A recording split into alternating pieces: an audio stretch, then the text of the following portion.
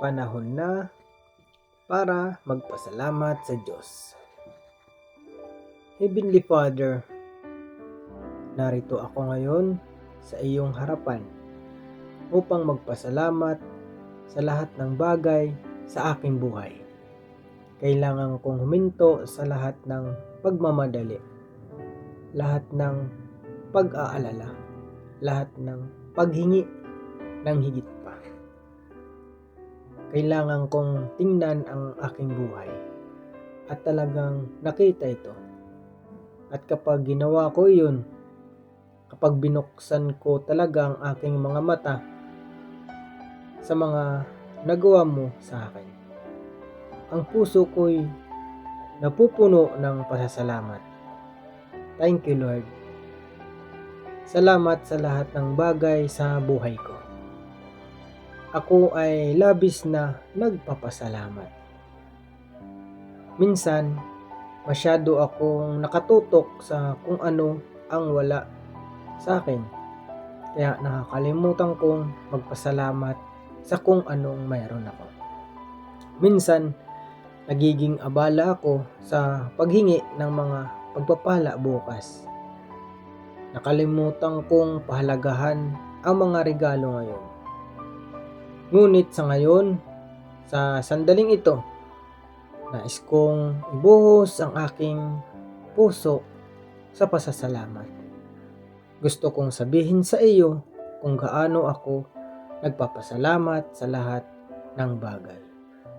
Sabi ng iyong salita sa 1 Thessalonica chapter 5 verse 18, magpasalamat kayo sa lahat ng pagkakataon, sapagkat ito ang kalooban ng Diyos para sa inyo kay Kristo Jesus. Lord, gusto kong magpasalamat hindi lang para sa mga magagandang bagay, kundi para sa lahat ng bagay. Dahil natutunan ko na kahit na ang mga mahihirap na sandali ay naging bahagi ng iyong plano upang hubugin ako, para palaguin ako, upang gawin ako kung sino ako ngayon. Heavenly Father, saan nga ba ako magsisimula? Paano ko ilalagay sa mga salita ang lalim ng aking pasasalamat? Puno ang puso ko ngayon na parang sasabog ako. Thank you, Lord, sa mismong regalo ng buhay. Salamat sa hininga sa aking baga, sa tibok ng aking puso, sa kakayahang mag-isip at madama at magmahal at mangarap. Salamat sa sandaling ito. Salamat na kaya kong magdasal na makausap kita na parang kaibigan, na makinig ka sa mga salitang sinasako. Ang iyong salita ay nagsasabi sa amin sa awit 34 verse 15, ang mga mata ng Panginoon ay nasa matuwid, at ang kanyang mga tenga ay nakikinig sa kanilang daing. Salamat na ang iyong mga tenga ay laging bukas sa akin, na ikaw ay nagmamalasakit sa bawat detalye ng aking buhay. Salamat sa pamilya ko. Kahit na hindi kami perfecto, kahit minsan nasasaktan kami, kahit magulo at komplikado, regalo mo sila sa akin. Salamat sa mga taong nagmamahal sa akin, kahit hindi ako kaibig-ibig. Salamat sa mga taong bumati sa akin noong ako ay nasa pinakamaluba. Salamat sa tawa na pinagsaluhan natin, sa mga alaala na ating ginawa, sa buklod na nagpapanatili sa atin. Salamat sa mga kaibigan ko, yung tumatawag para lang tingnan ako, yung nagpapatawa hanggang sa sumakit ang tiyan ko. Yung kasama kong umiiyak kapag malungkot ako. Yung kasama kong nagsiselebrate kapag masaya ako. Sabi ng iyong salita sa Kawikaan 17 verse 17, ang kaibigan ay nagmamahal sa lahat ng panahon. At nagkakaroon tayo ng kapatid para sa kagipitan ay tumulong. Salamat sa mga tao sa buhay ko na nagpapakita sa akin ng ganyang klase ng pagmamahal. Salamat Lord sa aking tahanan. Maaring hindi ito ang pinakamalaking bahay o ang pinakamagandang lugar, ngunit akin ito. Dito ko kaya ang sarili ko, kung saan ako makakapagpahinga, kung saan makakatagpo ako ng kapayapaan. Salamat sa isang bubong sa aking ulo para sa mga pader na nagpapanatili sa akin na ligtas, para sa isang kama na matutulog sa gabi. Napakaraming tao sa mundong ito ang walang mga pangunahing bagay na ito at hindi ko ito pinapabayaan. Salamat sa pagkain sa misa ko. Salamat na kapag nagugutom ako, nagbubukas ako ng refrigerator at maghanap ng makakain. Salamat sa malinis na tubig na maiinom para sa simpleng kasiyahan ng mainit na pagkain, para sa kaginhawaan ng aking mga paboritong pagkain. Ang iyong salita ay nagpapaalala sa amin sa Mateo 6 verse 26 na pinapakain mo ang mga ibon sa himpapawid. At gaano pa kami kahalaga sa iyo? Salamat sa pagbibigay mo sa aking mga pangangailangan. Salamat Lord sa aking kalusugan. Salamat sa katawan na gumagana, para sa mga mata na nakikita ang kagandahan sa paligid ko, para sa mga tenga na nakakarinig ng musika at tawa at mga salita ng pag-ibig. Salamat sa mga kamay na kayang makahawak, umipo at lumikha, para sa mga paa na magdadala sa akin kung saan ako dapat pumunta. Kahit hindi ko na-feel ang best ko, kahit masakit, nagpapasalamat ako sa napakagandang katawan na ibinigay mo sa akin. Salamat sa aking isip para sa kakayahang matuto at lumago at umunawa. Salamat sa mga alaala ng magagandang sandali, para sa mga pangarap kung ano ang darating, para sa kakayahang magmahal ng malalim at makaramdam ng saya. Salamat dahil ginawa mo akong kakaiba sa sarili kong mga iniisip at personalidad at mga gift. Lord, salamat sa trabahong gagawin. Kahit nakaka-stress ang trabaho ko, kahit hindi perfecto, nagpapasalamat ako na may purpose ako, na masupport ko ang aking sarili at ang aking pamilya, na may maiaambag ako sa mundong ito. Ang iyong salita ay nagsasabi sa amin sa Colossians 3 verse 23, ano man ang iyong gawin, gawin mo ito ng buong puso, na parang gumagawa para sa Panginoon. Salamat sa pagbibigay mo sa akin ng lakas para magtrabaho at mga pagkakataong maglingkod. Salamat sa pangalawang pagkakataon. Salamat na kapag ako ay nagkamali, kapag ako ay nagkulang, ang iyong pag-ibig, ay hindi nagbabago. Ang iyong salita ay nangangako sa mga panaghoy. Chapter 3 verse 22 and 23. Dahil sa dakilang pag-ibig ng Panginoon, hindi tayo nalilipol, sapagkat ang kanyang mga habag ay hindi nagkukulang. Sila'y bago tuwing umaga. Dakila ang iyong katapatan. Salamat sa mga bagong simula, sa pagpapatawad, sa pagkakataong sumubok muli. Salamat Lord sa mga mahihirap na panahon din. Alam kong kakaiba yun. Ngunit natuto akong magpasalamat kahit na sa mga paghihirap.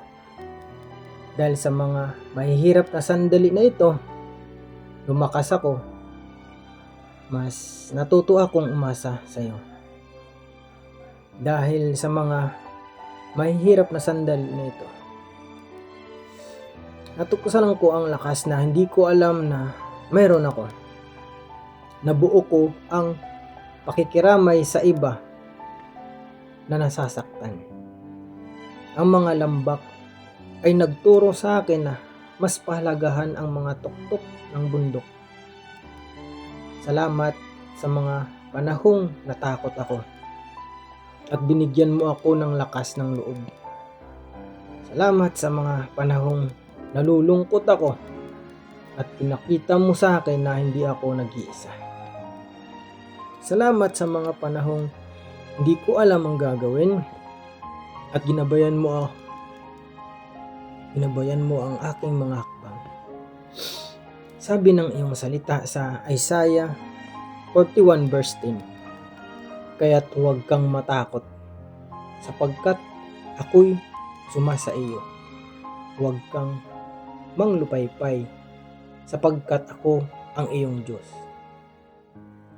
Salamat sa mga sagot sa mga panalangin, yung mga naalala ko at pinagdiwang ko, at yung mga malamang nakalimutan ko na. Salamat sa mga oras na sinabi mong oo sa kahilingan ko. At salamat sa mga pagkakataong hindi mo sinabi dahil alam mo kung ano ang mas makakabuti para sa akin. Salamat dahil minahal mo ako ng sapat para ibigay sa akin ang kailangan ko, hindi lang ang gusto ko. Salamat Lord sa mga hindi nasagot na panalangin din. Sa pagbabalik tanaw, nakita ko kung paano mo ako pinrotektahan sa pamamagitan ng hindi pagbibigay sa akin ng ilang bagay na inakala kong kailangan ko. Salamat sa pagsasara ng mga pinto na maglalayo sa akin mula sa iyong pinakamahusay para sa aking buhay. Salamat sa iyong karunungan na higit sa akin. Salamat sa pag-asa kahit na pinakamadilim kong sandali, kahit hindi ko makita ang daan pasulong, hindi mo hinayaang tuluyang mamatay ang pag-asa sa puso ko. Salamat sa pangako ng mas magandang araw sa hinaharap. Para sa katiyakan na ang buhay na ito ay hindi lamang para sa kaginhawaan ng malaman na mayroon kang magandang plano para sa aking hinaharap. Ang iyong salita ay nagsasabi sa akin sa Jeremiah 29 verse 11, sapagkat alam ko ang mga plano ko para sa iyo, sabi ni Yahweh, mga planong ipapaunlad ka at hindi ipahamak, upang bigyan ka ng pag-asa at kinabukasan. Salamat na anuman ang kinakaharap ko ngayon, may magandang plano ka para sa akin. Salamat hindi pa tapos ang kwento ko. Salamat sa regalo ng kaligtasan. Salamat na minahal mo ako ng sapat para ipadala si Jesus upang mamatay para sa aking mga kasalanan. Salamat na hindi ko na kailangang kumita ng iyong pagmamahal o gumawa ng paraan sa langit.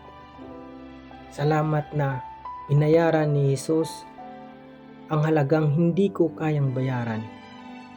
Na gumawa siya ng paraan para magkaroon ako ng relasyon sa iyo. Ang iyong salita ay nangangako sa Roma chapter 6 verse 23. Sapagkat ang kabayaran ng kasalanan ay kamatayan.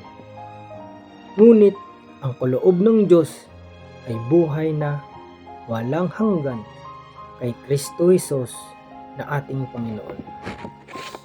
Salamat sa palagi mong presensya sa buhay ko. Salamat na hindi ko kailangan harapin ang anumang bagay na mag-isa.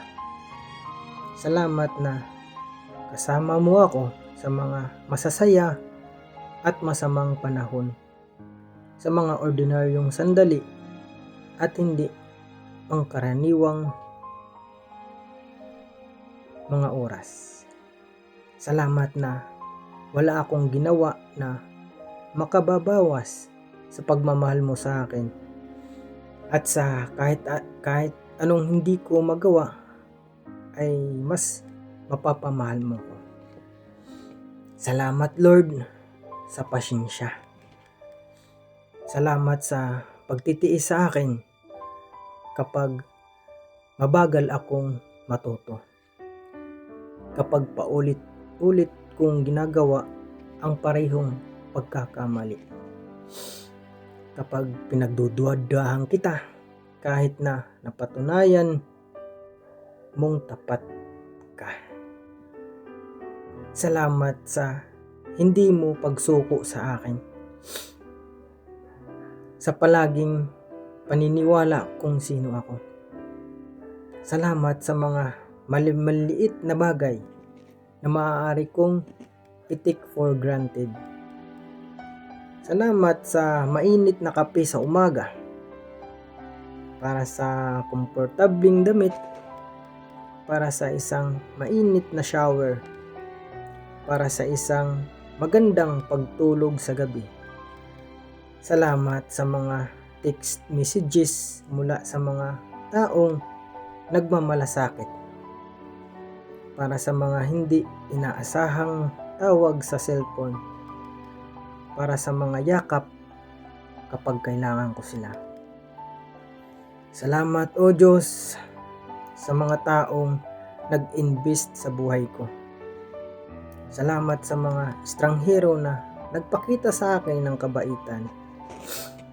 Salamat sa lahat na naging bahagi sa paggawa sa akin kung sino ako ngayon. Salamat sa mga pagkakataong maglingkod sa iba, gumawa ng pagbabago sa buhay ng iba, maging kamay at paa mo sa mundong ito. Salamat na binigyan mo ako ng mga regalo at talento na magagamit ko para pagpalain ang iba. Sinasabi sa amin ang iyong salita sa 1 Peter chapter 4 verse 10. Dapat gamitin ng bawat isa sa inyo ang anumang kaloob na mayroon kayo upang paglingkuran ang iba bilang mga tapat na katiwala ng biyaya ng Diyos sa iba't ibang anyo nito. Salamat sa biyaya, hindi nararapat na pabor na ibinuhos mo sa akin araw-araw. Salamat sa awa, pinigilan ang parusang nararapat sa akin. Salamat sa pag-ibig na mas malalim kaysa karagatan, mas malawak kaysa sa kalangitan, mas malakas kaysa anumang bagay na maaaring sumubok na ihiwalay ako sa iyo. Salamat sa kapayapaan na lumalampas sa pangunawa, para sa kagalakan na bumubula mula sa kaibuturan ng aking kaluluwa, para sa pag-ibig na umaapaw mula sa aking puso sa iba.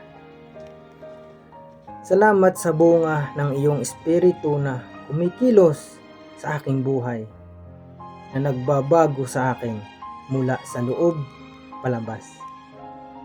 Lord, salamat sa mga pangarap at layunin na nagbibigay sa akin ng isang bagay na dapat pagsikapan. Salamat sa pananabik, sa pagpaplano para sa kasayahan, sa pagkamit ng isang bagay na pinaghirapan ko. Salamat sa paglalakbay, hindi lang sa destinasyon. Salamat sa tag-ulan na nagdidilig sa lupa at maaliwalas na araw sa loob. Salamat sa maaraw na mga araw na nagpapasigla sa aking espiritu at nagpapasigla sa aking katawan. Salamat sa mga tahimik na sandali ng pagmumuni-muni at abalang oras ng pagiging produktibo. Salamat sa bawat araw ay nagdadala ng bago, ilang bagong dahilan para magpasalamat. Salamat sa kakayahang magpatawad at para mapatawad. Salamat sa mga relasyong gumaling, sa mga sakit na nalampasan, sa pag-ibig na lumakas sa hirap. Salamat sa pagpapakita sa akin kung paano magmahal tulad ng pagmamahal mo. Walang pasubali, sakripisyo, patuloy. Salamat Lord sa mga sorpresa, hindi inaasahang pagpapala na nagpapaalala sa akin. Palagi kang gumagawa sa likod ng mga eksena para sa ikabubuti ko. Salamat sa provision na dumarating kapag kailangan ko ito, para sa mga solusyon na lumalabas nang hindi ko inaasahan ang mga ito, para sa mga pintuan na nagbubukas kapag naisip kong nawala ang lahat ng pag-asa. Salamat sa regalo ngayon. Salamat na nagising ako ngayong umaga na may isa pang pagkakataong mabuhay, magmahal, umunlad, maglingkod. Salamat na ang bawat pagsikat ng araw ay isang paalala ng iyong katapatan. Bawat paglubog ng araw ay isang pangako na makakasama kita sa buong gabi. Sabi ng iyong salita sa mga awit 118 verse 24, ito ang araw na ginawa ng Panginoon. Tayo'y magsasaya at magdidiwang dito. Salamat sa araw na ito, Lord. Salamat sa sandaling ito.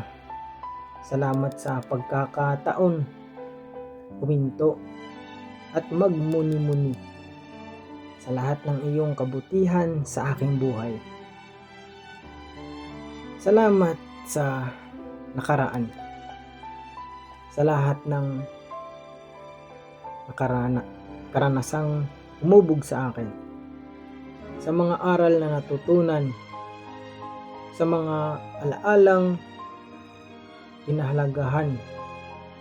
Salamat sa kasalukuyan, para sa sandaling ito ng kamalayan, ang pakiramdam ng pasasalamat, ang koneksyon sa iyo. Salamat sa hinaharap para sa pag-asa, para sa mga posibilidad, para sa mga pangako na ang pinakamahusay ay darating pa. Lord, kaya kong magpatuloy, ngunit napagtanto ko na kahit gaano akong katagal magsalita, ay hindi ko lubos na may pahayag kung gaano ako nagpapasalamat. Parang napakaliit ng mga salitang salamat kumpara sa laki ng kabutihan mo sa buhay ko. Ngunit naalok ko pa rin ito mula sa pinakamalalim na bahagi ng aking puso. Salamat sa pagiging sino ka. Mapagmahal, tapat, maawain, mabait, makapangyarihan, matalino, mabuti. Salamat sa pagmamahal mo sa akin bilang ako, habang tinutulungan din akong maging kung sino ang gusto mong maging ako. Thank you for seeing potential in me na hindi ko man lang nakikita sa sarili ko. Salamat sa panalangin ito para sa kakayahang makipag-usap sa iyo, para sa pribilehiyong tawagi kang Ama. Salamat sa pakikinig, sa pag-aalaga, sa pagtugon sa daing ng puso ko ng iyong perpektong pagmamahal. Sa mga nalalabing bahagi ng araw na ito, tulungan mo akong mapanatili ang saloobing ito ng pasasalamat. Tulungan mo akong mapansin ang iyong mga pagpapala upang pahalagahan ang mga regalo na ibinigay mo sa akin, upang ibahagi ang aking kagalakan sa iba, upang pahalagahan ang mga regalo na ibinigay mo. Hayaan mo ang buhay ko maging buhay na pasasalamat sa iyo. At para sa lahat ng maaring nakikinig sa panalangin ito, Lord, dinadalangin ko na buksan mo ang kanilang mga mata upang makita ang lahat ng mga paraan na pinagpala mo rin ang kanilang buhay. Tulungan silang maramdaman ang parehong labis na pasasalamat na nararamdaman ko ngayon. Pakita mo sa kanila ang iyong kabutihan, ang iyong katapatan, ang iyong pag-ibig. Salamat Lord sa lahat. Salamat sa malalaking bagay at maliliit na bagay. Ang mga halatang biyaya at ang mga nakatago. Yung mga regalong nakikita ko at yung hindi ko pa napapansin. Ako ay lubos na nagpapasalamat. Puno na ang puso ko. Umaapaw ang tasa ko. In Jesus' name I pray. Amen. Thank you, Father God. Thank you, Lord Jesus Christ. Thank you, Holy Spirit.